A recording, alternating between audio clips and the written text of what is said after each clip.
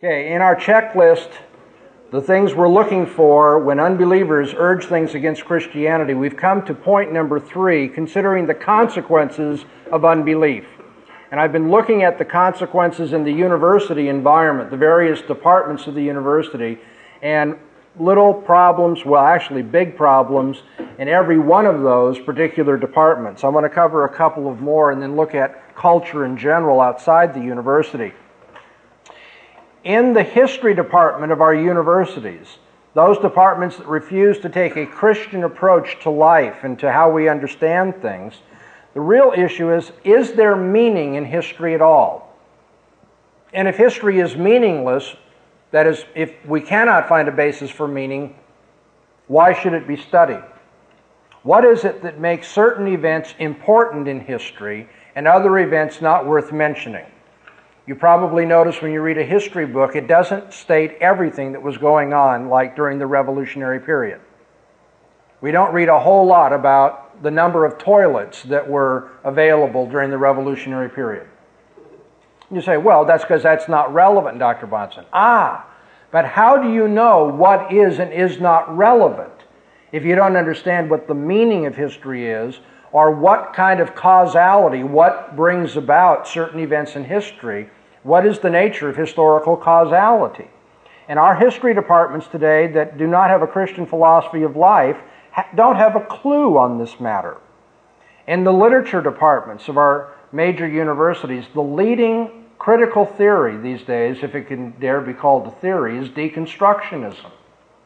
And the deconstructionist, if nothing else, can be credited for saying we'll have no semblance of a Christian understanding of life, of literature, of meaning at all.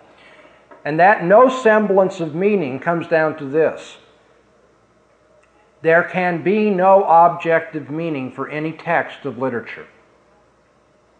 So that every reading of a text in Shakespeare, in Hemingway, whoever it may be, every reading that is given to that, every interpretation that's given to a text, every reading of a text is a misreading, because a text cannot have inherent meaning.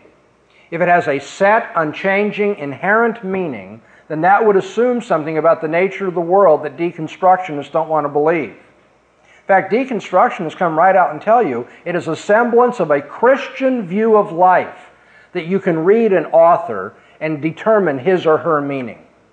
Every reading of a text is a misreading. So that just destroys literary criticism, doesn't it?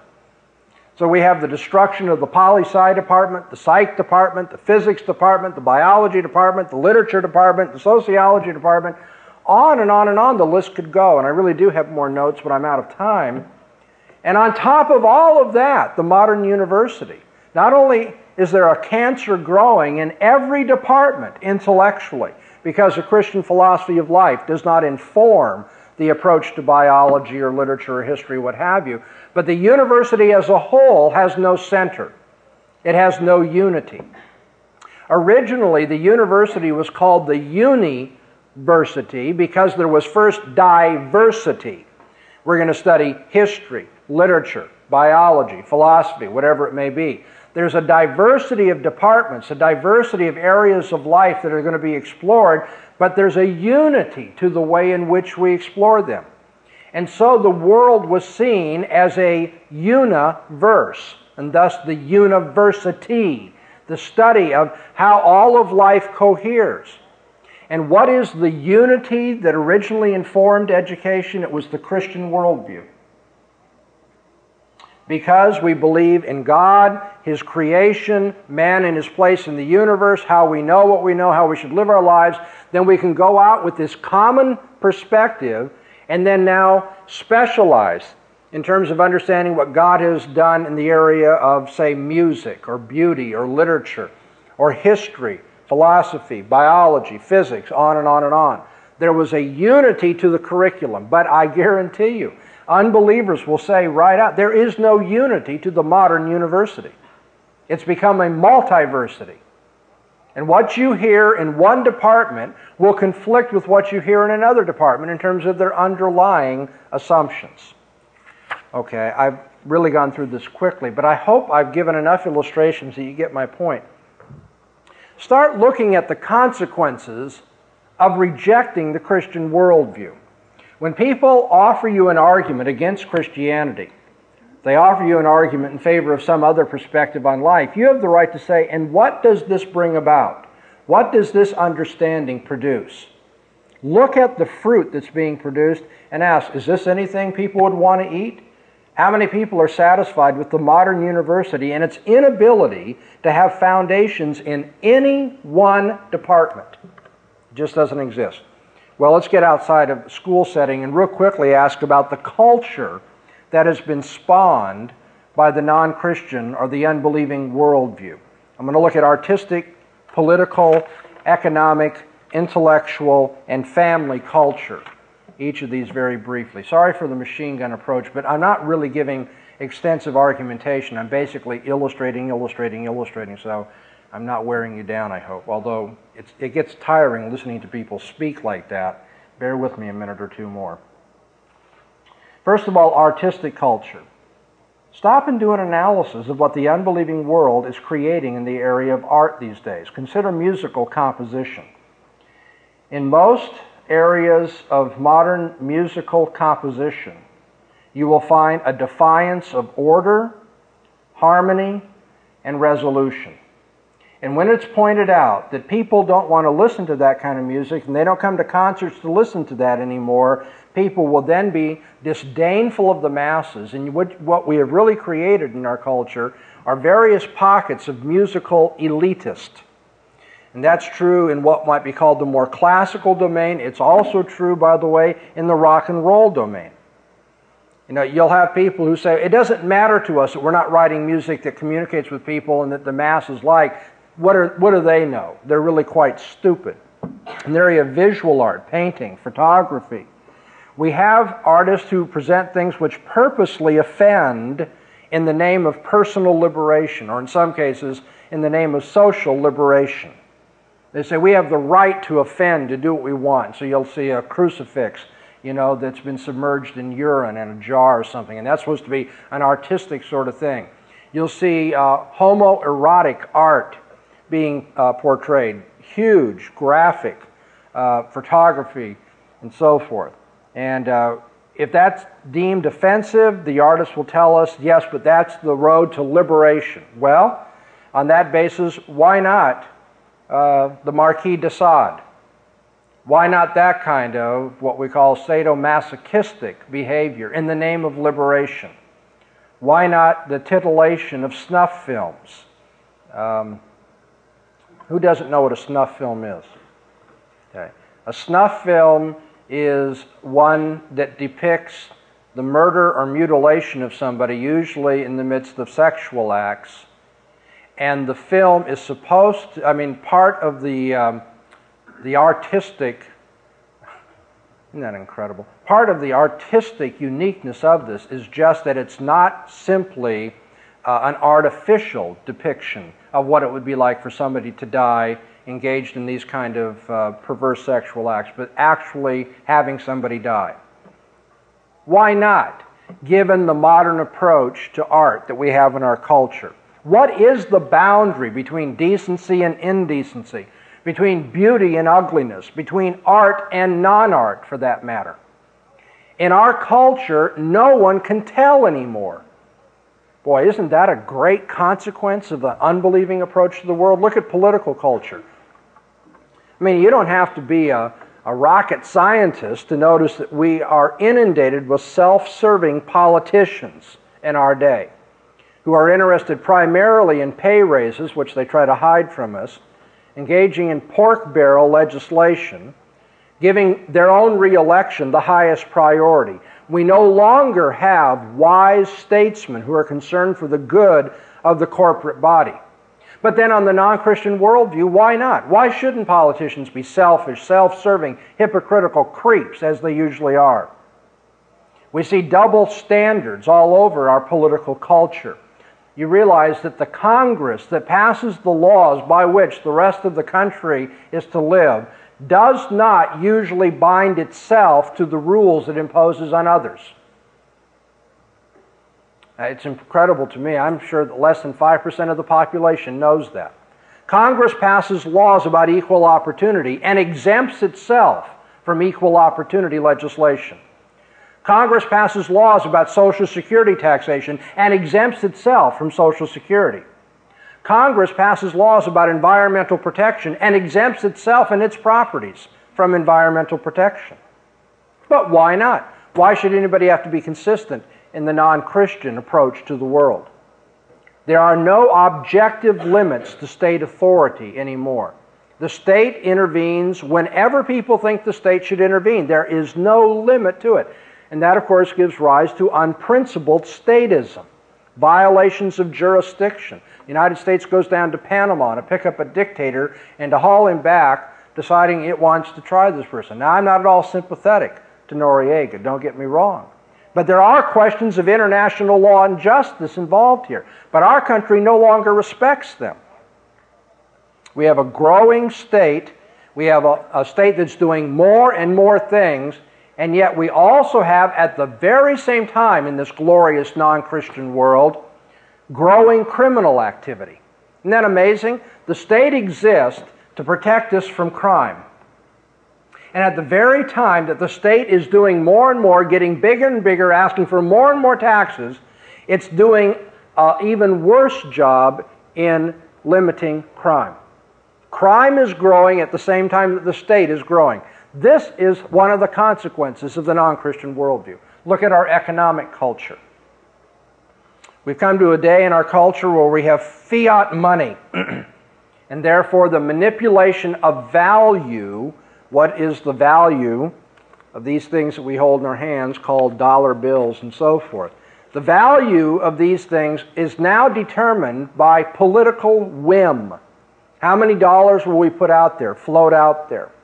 It's a manipulation of value, and who gets hurt by the manipulation of economic value? The people who are most in need of economic help, those who are most in need of economic stability. Who gets hurt by inflation? The aged and the poor.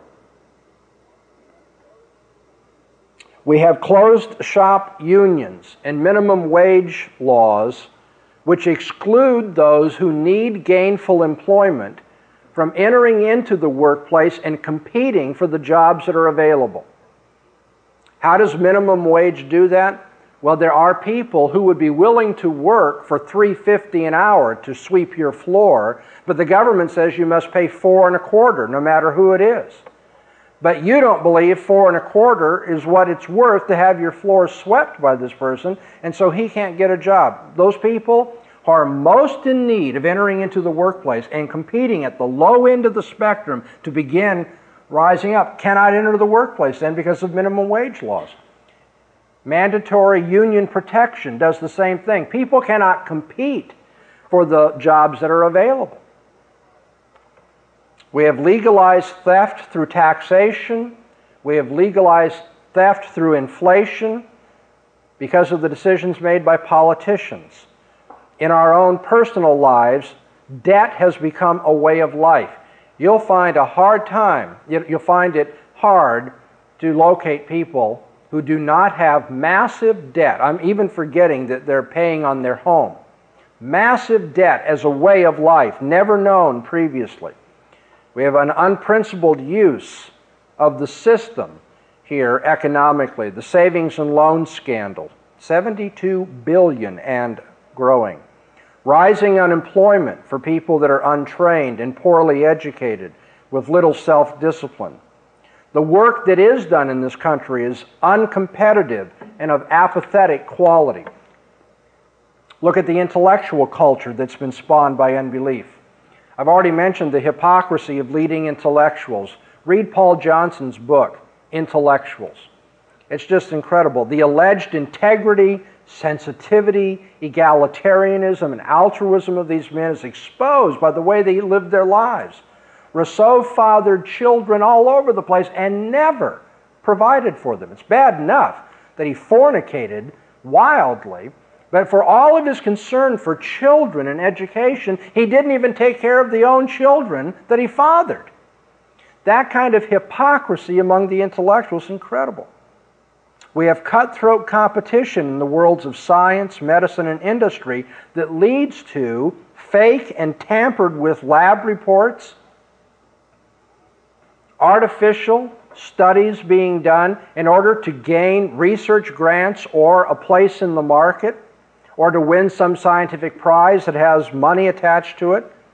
Our school system in America is littered with unmotivated teachers, with schools that produce increasingly lower scores, high dropout rates, intense social problems with violence, drugs, sex. This is not hard to do. What do you think? The consequences of the unbelieving approach to life. Pretty impressive, huh? Look at family culture or sexual culture. The world of personal freedom, selfishness, and hedonism in America. More than half of the marriages that take place in our culture today end in divorce. More than half. What does that say about our view of marriage in general? Sexual infidelity, though it is promoted and glamorized in the movies and all the rest, brings with it in our culture personal anguish, pain, despair. Most children in our culture will now experience at some time in their life a broken home, either a home in which they grew up or that they established. Broken homes lead to instability, lead to personal bitterness. We have an increase in child molestation and abuse in this wonderful new world of freedom that the unbeliever has created. We have more than a million unborn babies that are killed every year.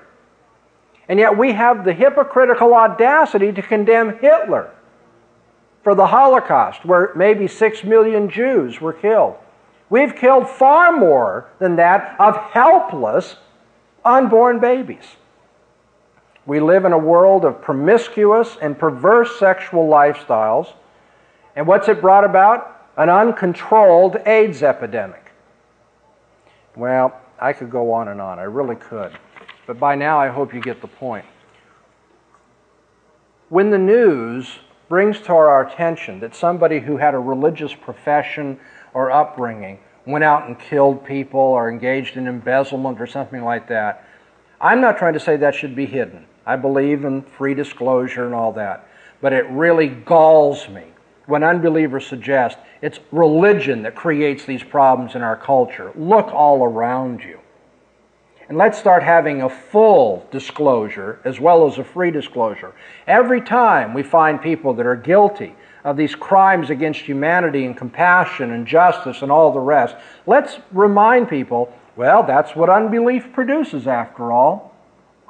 It is fair for you to consider when someone raises objections or other lines of consideration against Christianity, it is perfectly fair for you to ask, what would be the consequences if what this person is arguing were true? If this is to be accepted, then what would it lead to? What has it led to? That's another way of doing a check on whether the argument will fly.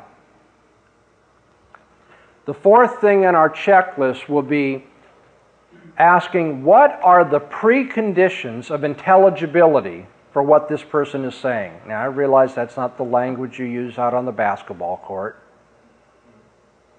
but you can understand what I'm getting at. The preconditions of intelligibility is a way of summarizing very neatly, asking what sorts of things would have to be true in order for what this person is saying to make sense. What would have to be true about reality? What would have to be true about the way in which we know things? What would have to be true about ethics and human behavior in order for what this person is saying to make sense at all? And when you ask about the preconditions of intelligibility, what you will be driving at, interestingly, is that unless Christianity were true, this person wouldn't even be able to make sense out of what he or she is saying. Okay? Yesterday we looked at a small illustration of that. People will say miracles are impossible. You say, okay, why are they impossible? Because this universe operates in a law-like, uniform fashion. And you say, well, what would have to be true in order to make sense of saying that the universe operates in a uniform, law-like fashion? And in a minute, when I get into my proof of God's existence, I'll be doing this more detailed. But for right now, what I told you is you would have to have a Christian understanding of the universe, a sovereign God who controls all things in a rational and predictable way in order to say that this universe is just that kind of entity. Therefore, it turns out that those who argue against miracles because everything happens in a law-like predictable way could only make sense of, could only make intelligible those claims if Christianity were first true. The truth of Christianity is the precondition of a uniform universe. And a uniform universe is what is necessary to argue against the possibility of miracles.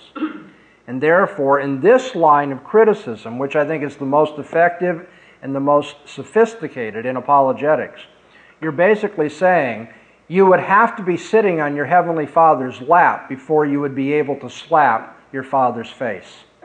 The precondition of intelligibility for your argument is that Christianity be true, and yet your argument is calculated to show that Christianity is false. So you could only be successful if you were already unsuccessful. Okay? When I debated the atheist at the University of California, Irvine, remember I said, obviously, debate, he wants to debate, he wants things to be logical, he wants to look at the arguments we have and decide who has the best arguments. I said, that's fine. Debate presupposes the laws of logic. But what would have to be true for the laws of logic to make sense? Here's the language that you now understand. What are the preconditions of the intelligibility of the laws of logic? And the answer is, only if Christianity is true could these abstract, universal, and absolute laws make sense. And we're not talking about how they work here. I'm not dealing with what makes it mechanically possible. I'm talking about what makes it intellectually sensible.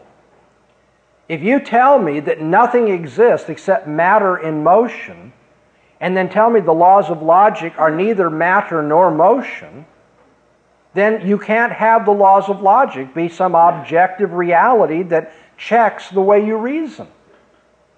And so what I said, basically, I didn't necessarily use this language, but I can summarize it for you. You all understand it now. I basically said, when you came to this debate, the preconditions of the intelligibility of you debating are that you accept the Christian worldview.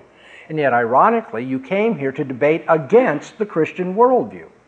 So in order for you to generate your argument, you would first have to be wrong in what you're trying to prove to get anywhere in proving it.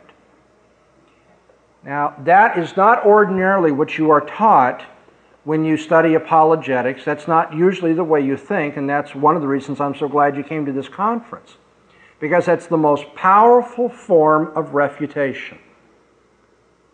Asking what are the preconditions of intelligibility and showing, and this is what I'm going to be doing here in just a moment, showing that the proof of God's existence, very simply, you want to get this in your notes, trust me.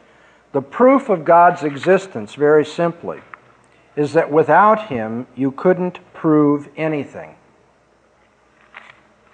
The proof of God's existence is that without Him you couldn't prove anything. To put it very simply, God is the precondition of the intelligibility of all lines of proof. Trying to prove things assumes a certain view of the universe, of how men know what they know and how they should live their lives. And only the Christian worldview can make sense out of those assumptions. Proof itself requires the existence of God to be intelligent. Now, you will probably be a little dismayed to hear that and say, but Dr. Bahnsen, I know lots of people who prove things who say they don't believe in God's existence. And say, that's right. In fact, very interestingly, after I debated Dr. Stein at the University of California, it's a long story, and I know my time is short, and Jane's going to tell me that, so I'm going to be very careful here. I won't tell you how we got into it. We began writing to one another after the debate. And so I challenged him and pushed him further about what his unbelieving worldview could not account for and so forth. And he tried to give answers. And, I'm not saying this because it was just me. I think holes were blown in his arguments. He finally said, okay, I haven't given you adequate answers, but his answer back to me was, either can you. And I said, that's fine. Give me the questions back and I'll answer them. And try to give a Christian approach to these sorts of things. Now, in the process of this correspondence and dialogue with Dr. Stein, I explained to him that unless he had a Christian view of the universe, he wouldn't be able to balance his checkbook. He wouldn't be able to drive a car. He said, you cannot make sense out of balancing your checkbook if you're not a Christian. Okay, please, put on your thinking caps. You're going to get time out a little bit later here, but for right now, think hard. Why would that be? Well, because balancing your checkbook assumes what? First of all, the laws of mathematics. By the way, if the laws of mathematics are arbitrary, you can define them the way you want, then of course you don't have to worry about balancing your checkbook. When the bank says, hey, you're out of money, you say, no, I'm not. I've got different laws of mathematics. I'm on the new math. Math that says I've got all the money I want. Okay, you know very well you can't do that. Balancing the checkbook assumes the objectivity, universality, and abstract nature of the laws of mathematics. But of course, on Dr. Stein's worldview, there are no universal, abstract, and absolute laws of logic, morality, or anything, or math. And so here I'm pushing him again. You've already, in a sense, you now know the argument. It's just going to be what illustration do you want to take. You're going to hear it over and over and over again. But Dr. Stein wrote back, and he thought, he was being really smart, I guess. He said, well, you may say that I can't balance my checkbook, but I do it all the time. But you see, he doesn't understand the argument at all. And I wrote back and I said, I did not say that you do not balance your checkbook. I said you cannot make sense out of balancing your checkbook. Because it's my conviction that you do know this God, and therefore you do know that the laws of morality, logic, math, etc. are absolute, and therefore you can be successful in balancing your checkbook. But you could not be successful, and you couldn't even make sense out of balancing your checkbook if you really believed what you say you do about reality, knowledge, and human behavior. So again, don't think that the argument for God's existence is that unbelievers are blithering idiots. They must walk around being illogical and immoral all the time. That's not my point. People are logical. Not completely, but, for the most part, they try to be logical. They do have some kind of morality they live up to or try to. But the point is, if you're not a Christian, you can't make sense out of that. Or as Dr. Van Til used to put it, we're not saying that unbelievers don't count. They know how to go 1, 2, 3, 4, 5, and so forth, and 2 times 2 is 4, and all the rest. We're not saying unbelievers don't count. We're saying they can't account for counting. Yes, they do it, but they can't make sense out of it.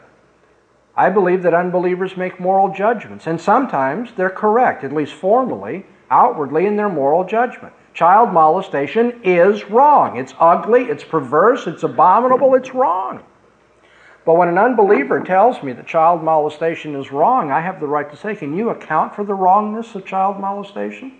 I agree with your judgment. You've said the correct thing, but on your worldview, that doesn't make any sense at all. Likewise, unbelievers can do problems in math, balancing their checkbook, but they can't make sense out of it. All of this kind of discussion that I've gotten into, looking at what makes intelligible or makes sense out of what the unbeliever knows and does, is a consideration of the preconditions of intelligibility. Okay, so now this ends the lecture that I had hoped to finish yesterday. Good planning, Dr. Bahnsen. Anyway, I hope that you will keep this close to you. Every night before you fall asleep, you will read these things and say, tomorrow I will remember better to consider the arbitrariness, the inconsistencies, the consequences, and the preconditions of the unbeliever's argument. That's how we do apologetics effectively. You want to point out that unbelievers are arbitrary. They have no right to say what they're asserting. Or they're inconsistent. They're contradicting themselves in one way or another. Or the consequences of their arguments are utterly absurd and unwanted. Or that the preconditions of their saying these things are such that they would have to affirm Christianity in order to argue against Christianity. Okay, so let's take a mental recess here. We'll all count to 5. Clear the register. And now what I'd like to do is illustrate my 4th point by giving you an argument for God's existence. Now, in light of the time that has been indicated that we have, I'll probably, now I think I can be pretty certain, since this is a uniform universe and knowing past experience, I'll not be able to finish this lecture right now. However, fortunately, this lecture breaks into 2 parts, and hopefully I can get the first part out before you. Essentially, what I'm going to present to you right now is what I give often. It's not the only thing that I do, but when I go to a secular university and some Christian club has asked me to come and to present an argument proving God's existence, that's what I want to do for you. I want to show you, give you an illustration of apologetical argument. It's specifically an illustration of noting that Christianity is the precondition of intelligibility for unbelieving thought and argumentation. However, when you go to a secular university and what's been plastered all over campus are posters that this guy's going to come in and prove the existence of God, hopefully you can understand that there's a lot of preparatory work that has to be done before you actually get to the argument proper. There are a lot of things that have to be understood about the nature of argumentation, theism versus atheism, and so forth. And so those preparatory remarks are what I'll try to cover right now before we take a break and have dinner and so forth. And then when we come back together tomorrow, I will give you the argument proper, if you will, the consideration that only if Christianity were true could we make sense out of our argumentation, our scientific endeavors, and so forth. Time magazine, April 7th, 1980, published these words. In a quiet revolution in thought and argument that hardly anyone could have foreseen only 2 decades ago, God is making a comeback in the crisp intellectual circles of academic philosophers. Now I read that because I would imagine that surprises you, but it's true. We've gone a long time in the 20th century in academic circles and in philosophical circles in particular, with the whole idea of theism and Christianity being dismissed and poo-pooed as nobody who's really intelligent can do that. And yet the fact is there's a great deal of attention being given to arguments for the existence of God these days. And as Time magazine puts it so flippantly, God is making a comeback, as it were. I tell you that because that may surprise you. That's why I've invited you to come to this lecture, because I think that it's not just a matter of God making a comeback. He's always been here, and no one could have argued without him. The crucial question of God's existence points one way or another to the greatest of all illusions. Freud said that the existence of God is the greatest of all illusions, and I think that he's right. One way or another, the question of God's existence is the greatest of all illusions, because if there is no God, then believers in God hold to an imaginary friend. It's a great illusion, like a child who never grew up. But if God does exist, then atheists are living like a child who denies his parents' existence. Atheists are guilty of the greatest of all illusions. And so the question before us today is, who is living in the world of fantasy? Who is guilty of insanity here? And the reason I've come to give this lecture is because I believe in God's existence, and I believe that the existence of God is objectively true, and on top of that, I believe it is objectively provable. I've come to prove the existence of God to you today. I don't pretend that this is the only way it can be done. We don't have time to cover all the ways God's existence might be proven, but I'll give you one important one.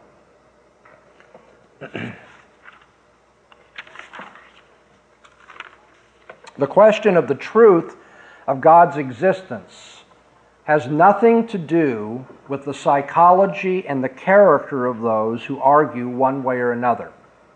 We must understand that when we ask about the provability of God's existence, we are not talking about the psychology or the character of those who are Christians or those who are atheists. If I happen to have learned algebra from a child molester, is the algebra that I learned invalidated? Obviously not. It may be that those who believe in God have all sorts of terrible things on their moral record.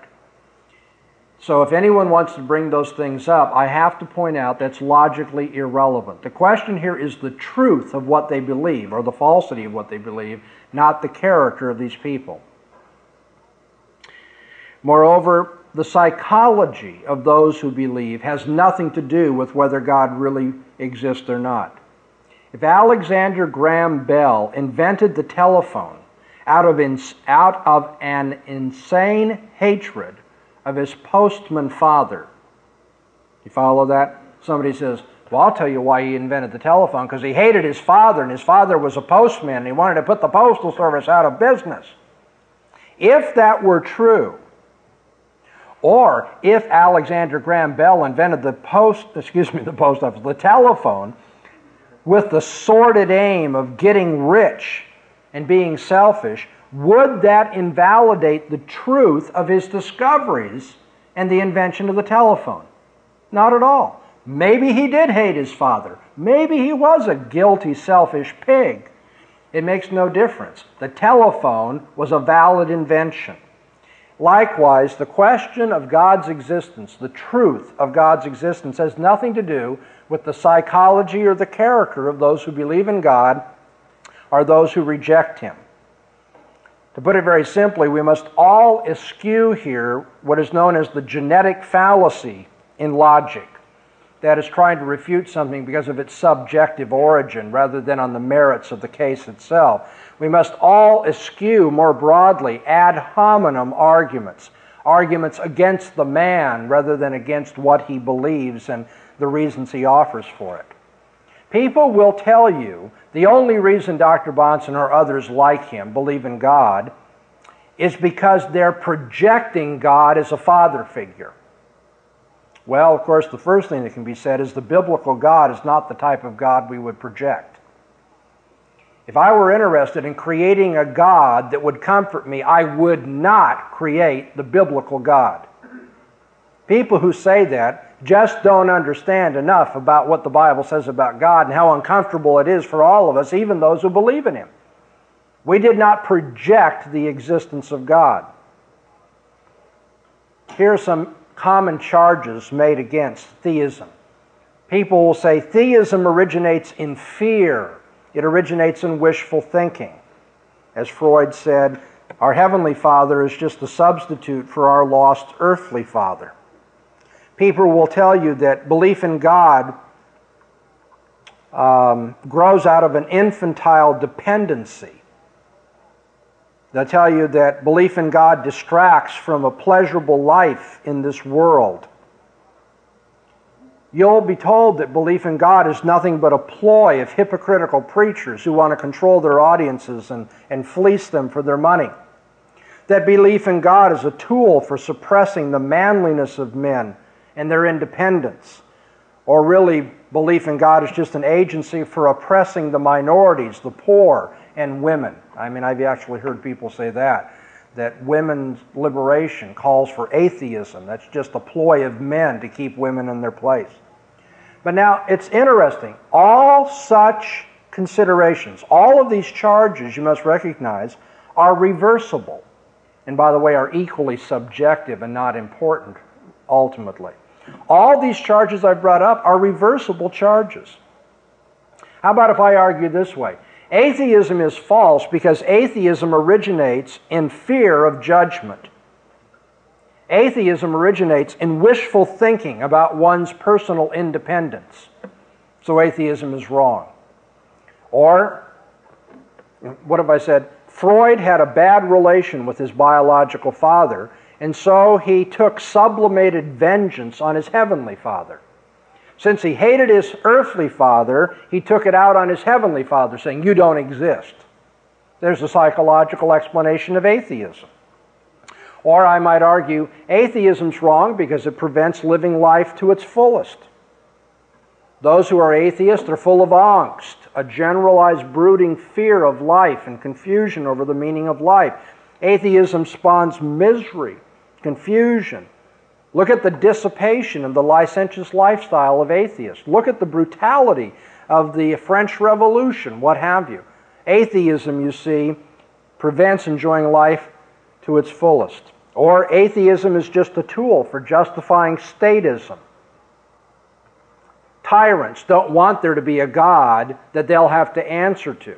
And so atheists are just saying there is no God so that we can have a statist, tyrannical political order.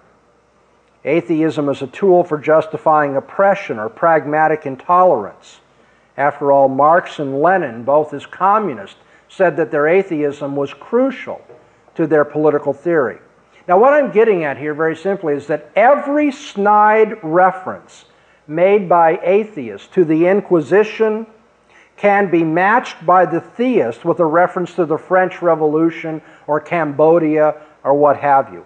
For every snide reference of the atheist to Puritan strictures or the witch trials of Salem, the theist can match it with reference to the gulags of communism of the Marquis de Sade.